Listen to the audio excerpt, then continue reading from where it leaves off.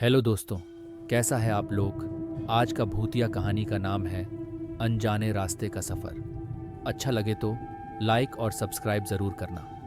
एक बार की बात है, एक नए शहर में नैना का ट्रांसफ़र हुआ था। शहर बड़ा और अनजान था, इसलिए वह काम खत्म होने के बाद सोचा कि थोड़ा घूमने निकला जाए। उसने अपनी कार उठाई और शहर के बाहर की तरफ चल दी। सड़क सुनसान थी और घने पेड़ों के बीच से गुजर रही थी। धीरे धीरे शाम का अंधेरा छा रहा था। कुछ दूर चलने के बाद उसने देखा कि एक पतली सी गली एक पुरानी हवेली की ओर जा रही है। नैना को थोड़ी जिज्ञासा हुई और उसने कार उस गली की ओर मोड़ दी।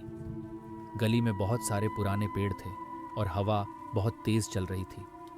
वहां एक टूटी फूटी स्ट्रीट लाइट थी जो हल्की हल्की हिल रही थी, जैसे किसी अदृश्य हाथ से हिलाई जा रही हो। हवेली के पास पहुंचते ही नैना का फोन अचानक बंद हो गया। नेटवर्क गायब हो गया और सारा माहौल अजीब सा महसूस होने लगा। सामने हवेली के दरवाजे पर एक बड़ा ताला लगा था, लेकिन एक खिड़की हल्की सी खुली थी।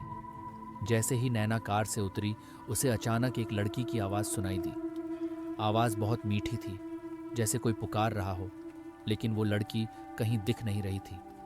नैना ने आवाज़ को नज़रअंदाज करने की कोशिश की, लेकिन उसकी जिज्ञासा उसे आगे बढ़ने से रोक नहीं पाई। उसने धीरे धीरे उस आवाज़ की दिशा में कदम बढ़ाए। हवेली बहुत पुरानी और खंडहर जैसी लग रही थी। अंदर से हल्की हल्की सरसराहट की आवाज़ें आ रही थीं। अचानक उसे लगा कि कोई छोटा बच्चा कहीं रो रहा है। नैना का दिल जोरों से धड़कने लगा, लेकिन उसने हिम्मत करके अंदर जाने का फैसला किया। जैसे ही उसने हवेली का दरवाज़ा खोला, एक ठंडी हवा का झोंका उसके चेहरे से टकराया। अंदर एक पुराना सोफा, टूटी फूटी फर्श और दीवारों पर बहुत सारी तस्वीरें लगी थीं। लेकिन सबसे अजीब बात यह थी कि हर तस्वीर में एक ही लड़की थी, एक छोटी सी लड़की जिसके हाथ में एक पुरानी गुड़िया थी।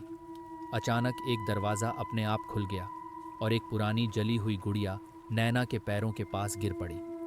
जैसे ही उसने गुड़िया उठाई, उसे अचानक एक तेज़ चीख सुनाई दी। चीख इतनी भयानक थी कि नैना के रोंगटे खड़े हो गए। फिर उसने देखा कि वही लड़की जो तस्वीरों में थी, अब उसकी आंखों के सामने खड़ी थी। लड़की का चेहरा धुंधला और डरावना था और उसकी आंखें नैना को घूर रही थीं। नैना के कदम जमीन से जैसे चिपक गए थे और वह भाग भी नहीं पा रही थी। लड़की ने अपनी गुड़िया उठाई और धीरे से मुस्कुराते हुए गायब हो गई। नैना ने खुद को संभालते हुए हवेली से बाहर भागने की कोशिश की। जब वह अपनी कार तक पहुंची तो कार का इंजन चालू नहीं हो रहा था। उसे जैसे ही कार को दोबारा स्टार्ट करने की कोशिश की, उसने अपनी पीछे की सीट पर वही गुड़िया देखी जो उस लड़की के हाथ में थी।